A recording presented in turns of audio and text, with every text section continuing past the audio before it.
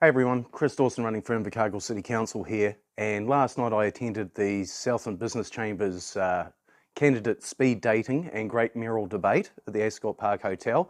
Fantastic time, absolutely fantastic. Got to meet a lot of candidates. I wish I could have met you all. Sorry, it's just not enough time. Met some fascinating people with some fascinating questions.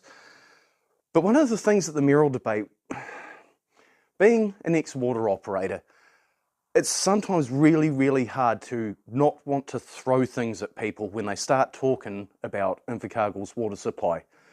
I'll give you an example. As your new mayor, I would find an alternative water supply as a priority for Invercargill. Okay, so you're going to make finding an alternate water supply a priority. Hate to tell you this, mate, but we're already doing that. In fact, we've been looking for an alternate supply since before the water tower was built.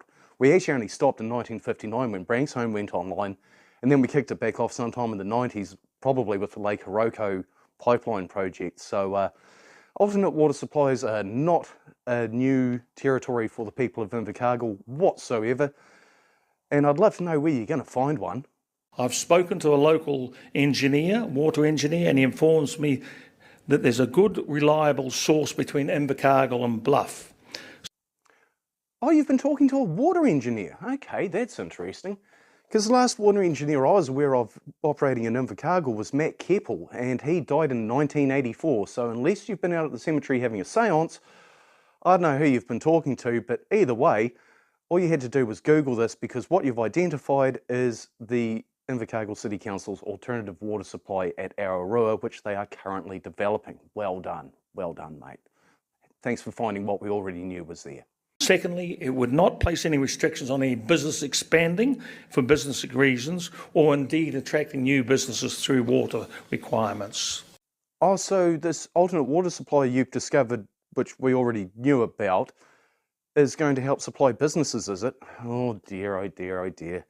Hate to tell you this, but we've got so much excess capacity at Branksholme that we quite simply cannot get to businesses. It's almost embarrassing. So what we're going to pull out of the alternative water supply over the next few years isn't going to help business whatsoever. Nice try though. Residential properties have a flat charge of $800 for water supply as part of your annual rating bill. It is proposed that they put a residential properties, they charge you for your volume of water that you use. I speak from experience. Your water bill will increase to approximately $1,000 more than you pay with volume expenses.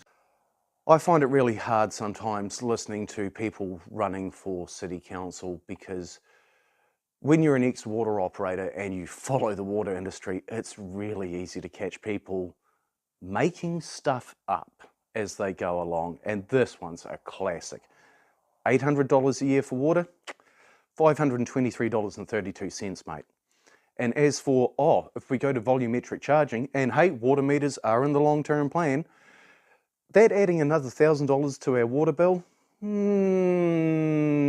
No, because that means you would be using 425,000 litres per annum, which would basically mean you've got your shower running 24/7. So that's not a real number. And the worst part is the actual number is even scarier, because in 2032, the City Council is currently projecting we'll be paying $3,200 per annum for water.